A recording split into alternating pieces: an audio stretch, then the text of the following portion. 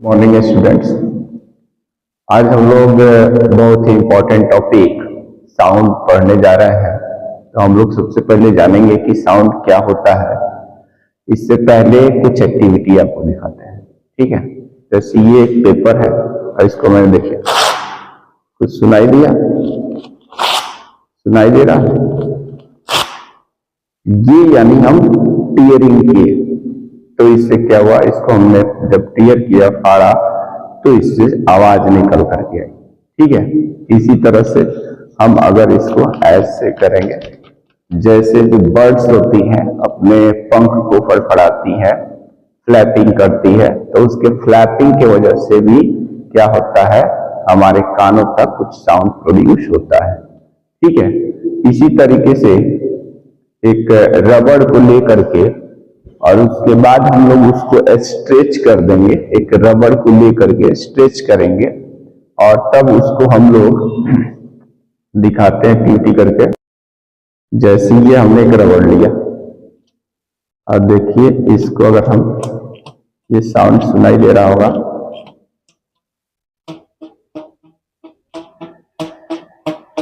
ये साउंड सुनाई दे रहा होगा आप लोगों को। तो इस तरह से भी हम लोग प्रोड्यूस कर सकते हैं। एक तीसरा एक्टिविटी दिखाते हैं, इसका नाम है ट्यूनिंग फोर्क। इसको क्या कहते हैं? Tuning fork. और इसकी जो है फ्रीक्वेंसी सेट होती है कि कितने का है। ये 512 हर्ट्ज का फ्रीक्वेंसी है, यहाँ पे देख लीजिए। तो ये 512 हर्ट्ज। अब हम इसमें क्या करेंगे, इसको हम किसी चीज से हिट करेंगे। जैसे मान लेते हैं ये जो है दीवार, इसी पे हिट किया, सुनाई दे रहा होगा, ये सुनाई दे रहा होगा, सुनाई दे रहा होगा। तो इस तरह से हमने क्या बताया, ये क्या चीज देखा, अभी हमने स्ट्रेचिंग रबड़ से साउंड प्रोड्यूस किया, पेपर को फ्लैप करके दिखाया तो उससे भी साउंड प्रोड्यूस हो रही थी, उसको मैंने टीयरिंग किया तो भी साउंड प्रोड्यूस हो रही थी। ये जो ट्यूनिंग फोर्क है, इसको हमने क्या किया, जब हम इसको हिट किए तो भी ये साउंड प्रोड्यूस कर रहा था। तो इस तरह से साउंड हमारा क्या होता है, sound is the form of energy. जो क्या करता है, एनर्जी है, और ये हमारे कानों में सेंसेशन पैदा करता है, ठीक है, यानी हम लोग उससे सुन पाते हैं। तो इसलिए यहाँ पे साउंड का डिफिनेशन क्या होगा, साउंड क्या है, sound is the form of energy. Sound is the form of energy which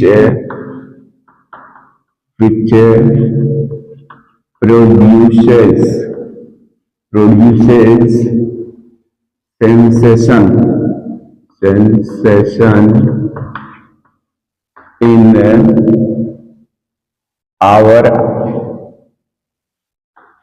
our ears, ठीक है। Sound is the form of energy which produces sensation in our ears, यानी हमारे कानों में सेंसेशन प्रोड्यूस करता है, और इसी से हम लोग क्या करते हैं, कोई भी चीज सुन सकते हैं। ये साउंड कैसे प्रोड्यूस होता है, तो मैंने इसके लिए बताया कि साउंड को प्रोड्यूस करने के लिए हमको क्या करना होता है, किसी बॉडी को वाइब्रेट करना होता है। तो यहां पे लिख सकते हैं, it is produced by vibrating body,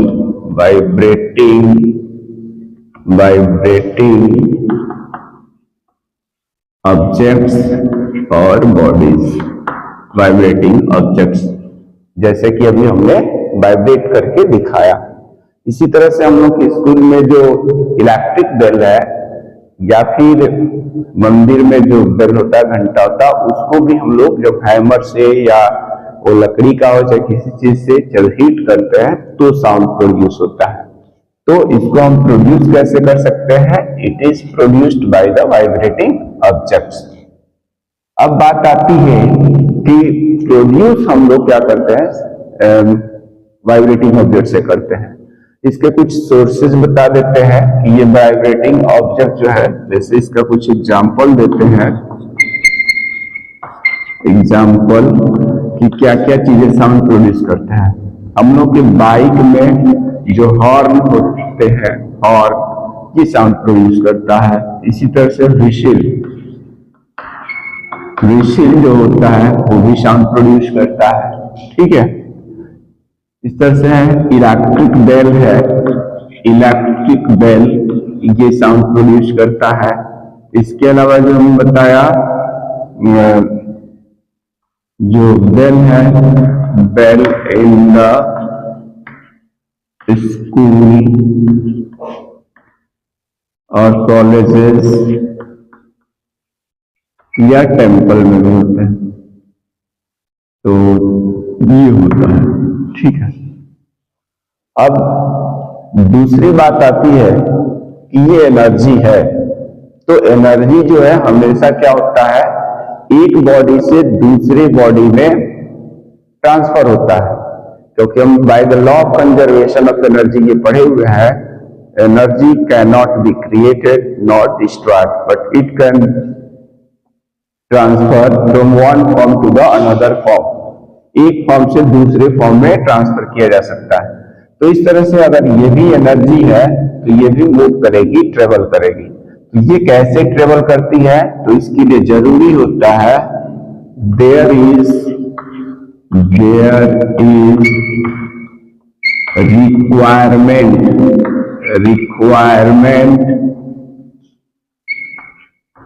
of the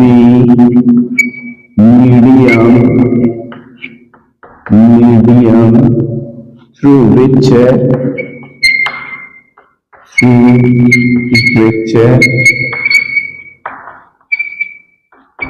can travel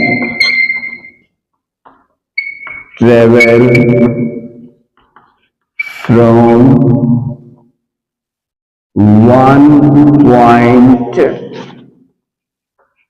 one point or place to the other point or place। Medium की रिक्वायरमेंट होती है, there is requirement of the medium through which it can travel from one point और one place to the another point or place. अब medium कैसा हो सकता है, medium हो सकता है, मीडियम्स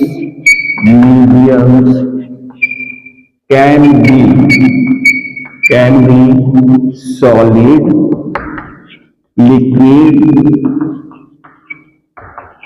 और gases। ये सॉलिड भी हो सकता है, लिक्विड भी हो सकता है और गैसेस भी हो सकते हैं। एग्जाम्पल जैसे इसका देते हैं जिसमें साउंड ट्रेवल हो सकती है। सॉलिड में जैसे आयरन हो गया, लोहे की जो रेल की पटरी है उसमें हो सकता है। इसके अलावा लिक्विड में वाटर हो सकता है और गैसियस में एयर जैसे हो गया, ठीक है। तो ये जो है आयरन, लिक्विड में वाटर, गैसेस में एयर, ठीक है। तो इसमें चल सकता है। इसमें इंपॉर्टेंट बात यह है कि लाइट जो होती है, साउंड जो होती है वो बिना मीडियम के ट्रेवल नहीं कर सकती। It means sound can not travel in the vacuum because vacuum means there is no medium particles. तो यहां पे हम ये नोट करके लिख सकते हैं, साउंड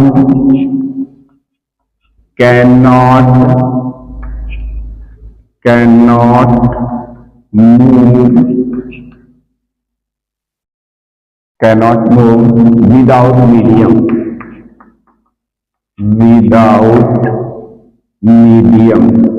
बिना मीडियम के वो नहीं चल सकती है, ठीक है। therefore it can not move in the vacuum, इसलिए ये वैक्यूम में नहीं ट्रेवल कर सकती, साउंड वैक्यूम में नहीं चल सकती है। ठीक है, अब हम लोग बात करेंगे, अभी हमने इसमें क्या क्या सीखा। सबसे पहले बात तो हमने ये सीखा कि साउंड क्या होती है। साउंड जो है एनर्जी की एक फॉर्म होती है जो हमारे कानों में एक सेंसेशन प्रोड्यूस करती है जिससे हम लोग को सुनाई देता है।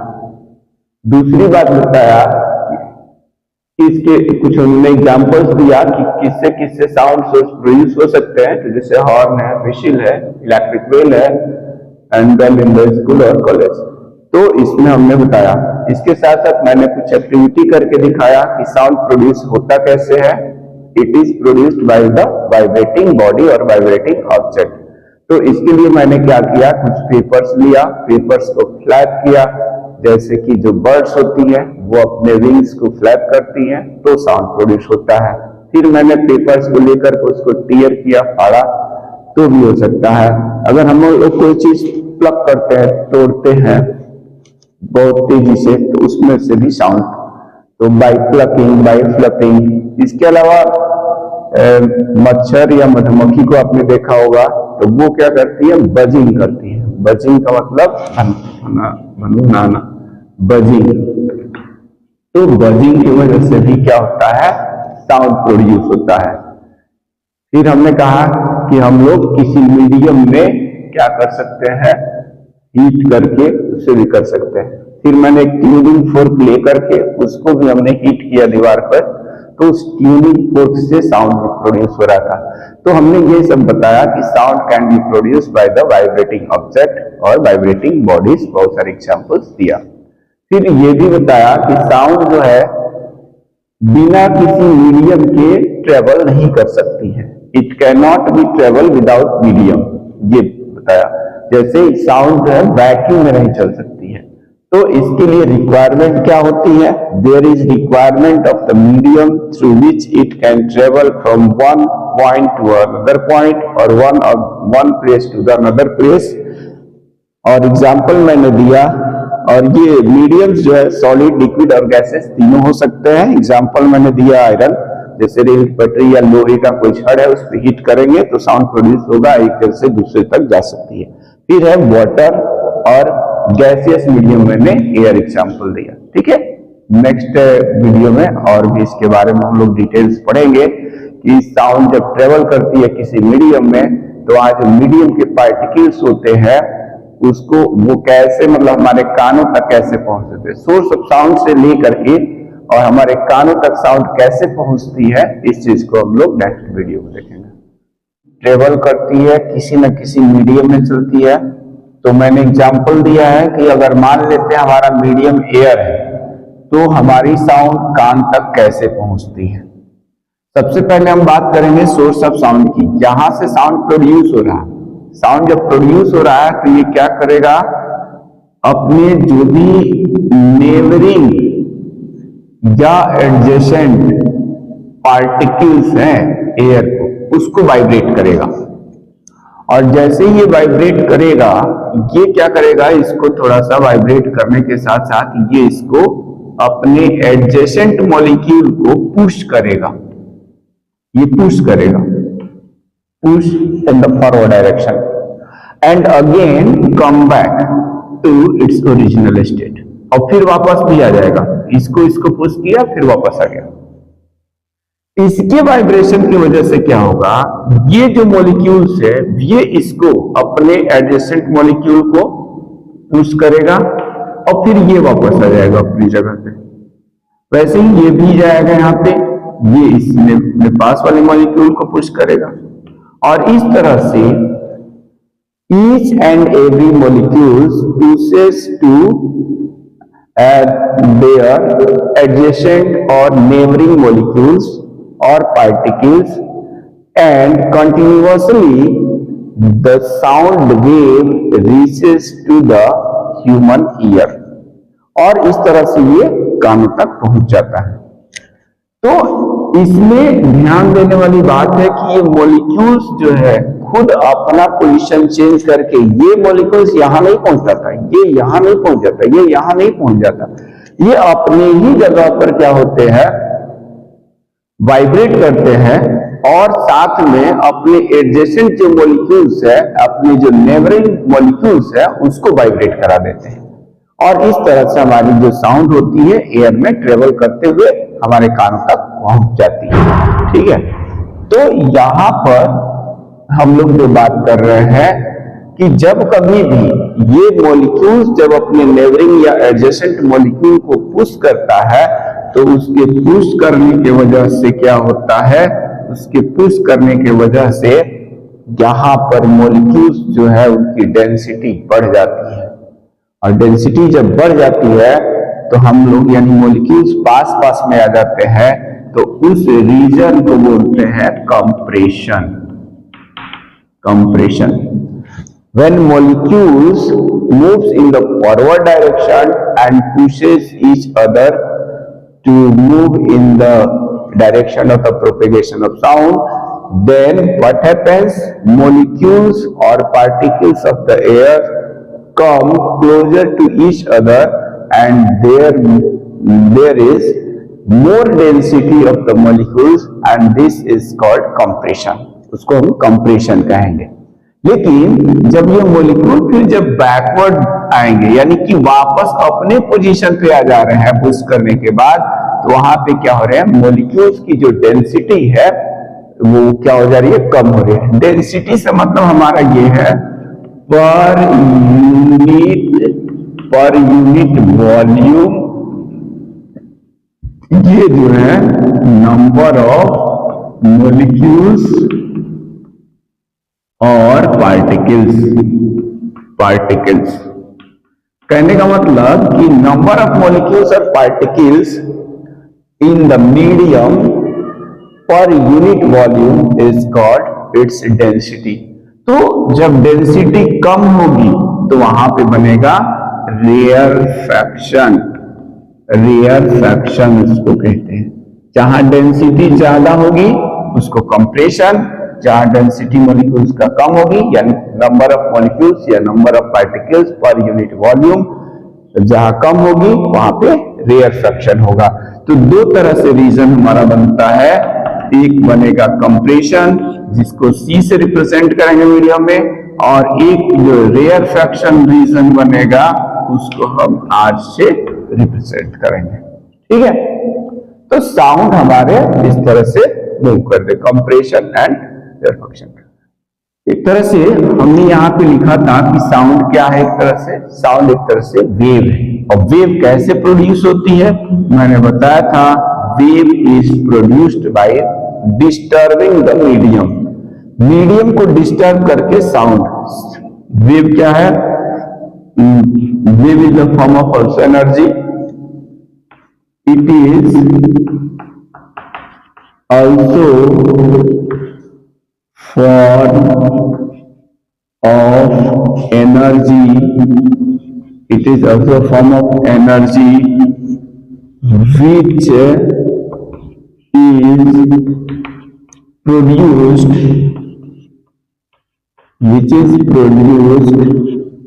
by the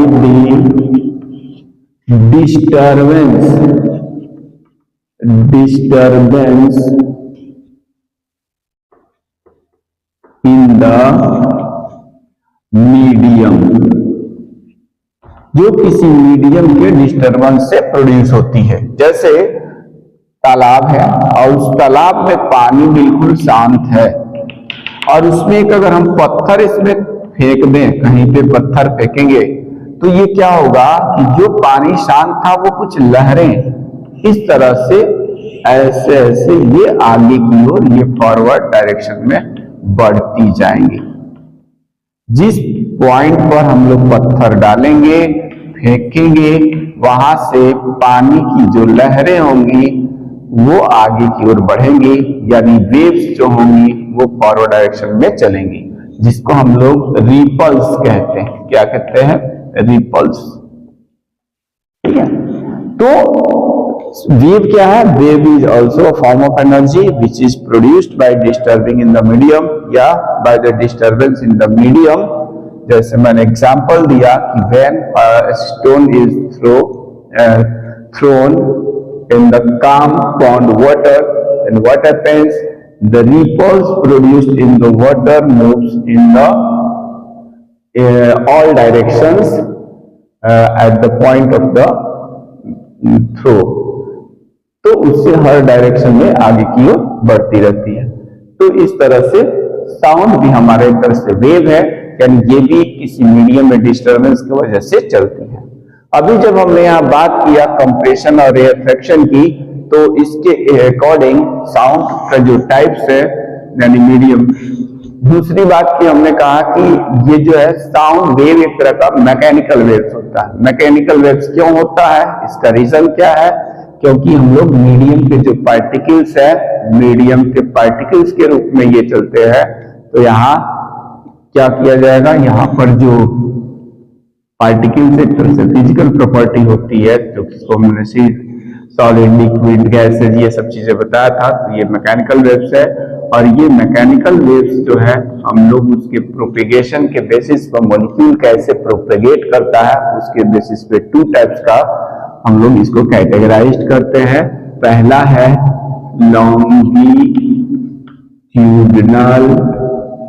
लॉन्गिट्यूडनल वेव और दूसरा है ट्रांसवर्स वेव। Transverse wave. तो ये साउंड हमारा एक वेव है, और ये दो टाइप्स के होते हैं, longitudinal waves and transverse wave.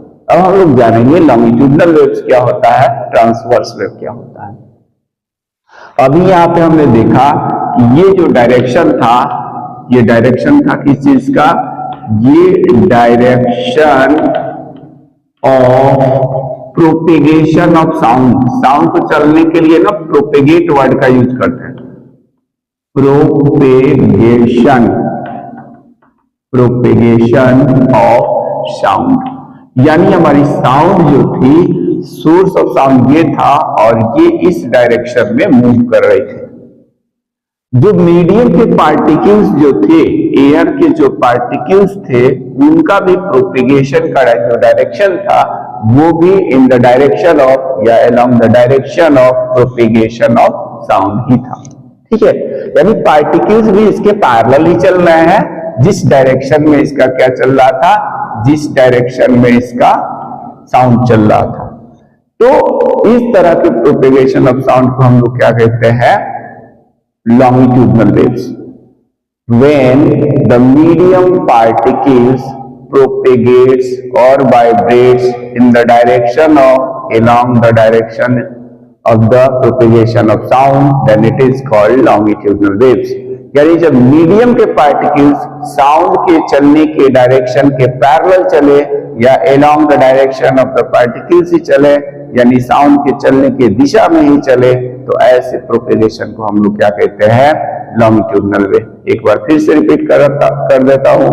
When the medium particles vibrates along the direction of या in the direction of or parallel to the direction of propagation of the direction of the sound, then it is called longitudinal waves। और example क्या है?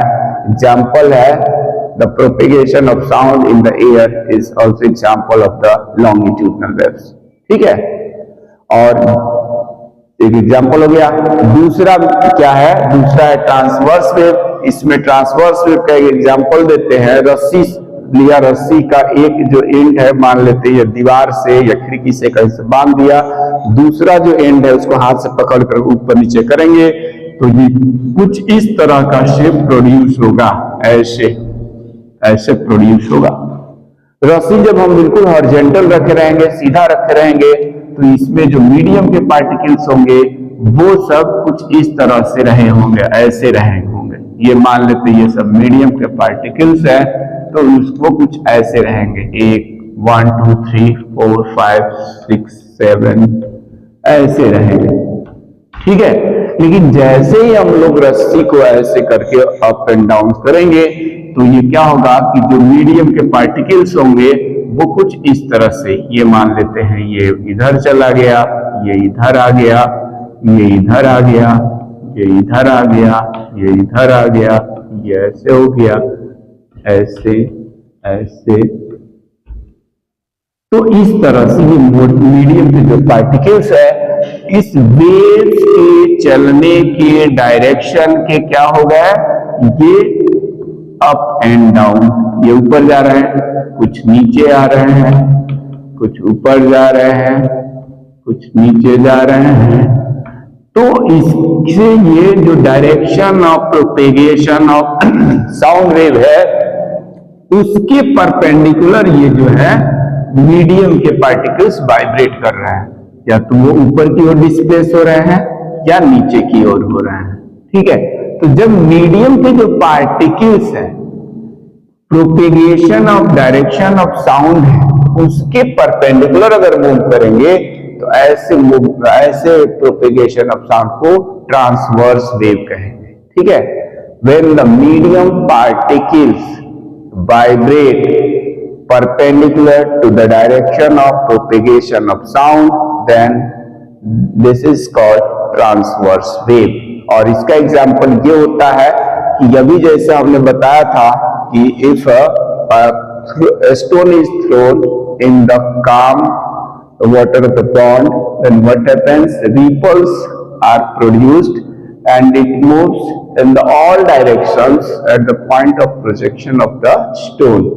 सभी directions में ripples चलने लगते हैं, लेकिन इसमें थोड़ा ध्यान देने वाली बात होती है कि अगर कोई कागज का टुकड़ा या कोई पत्ती का टुकड़ा पड़ा हुआ है तो वो जो है कुछ अप्स एंड डाउन्स, जो पानी की सतह होती है, सरफेस होती है, उसका जो मूवमेंट होता है अप एंड डाउन होता है।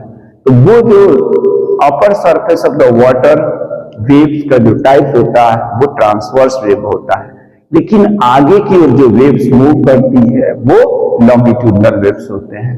तो ट्रांसवर्स। दूसरा एग्जांपल है जो हमारा इलेक्ट्रोमैग्नेटिक वेव्स होते हैं। इलेक्ट्रोमैग्नेटिक वेव्स का मतलब जैसे रेडियो वेव्स हो गया, या फिर जैसे मोबाइल फोन्स के सिग्नल आते हैं, टेलीफोन के सिग्नल आते हैं, टीवी के सिग्नल आते हैं, ये सब इलेक्ट्रिक एंड मैग्नेटिक वेव्स दोनों का कॉम्बिनेशन होता है।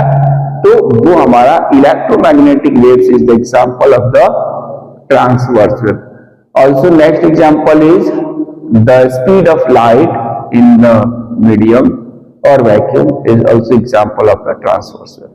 तो हमने बता दिया ट्रांसवर्स वेव के example, speed of light in the vacuum और एयर। दूसरा बता दिया इलेक्ट्रोमैग्नेटिक वेव्स।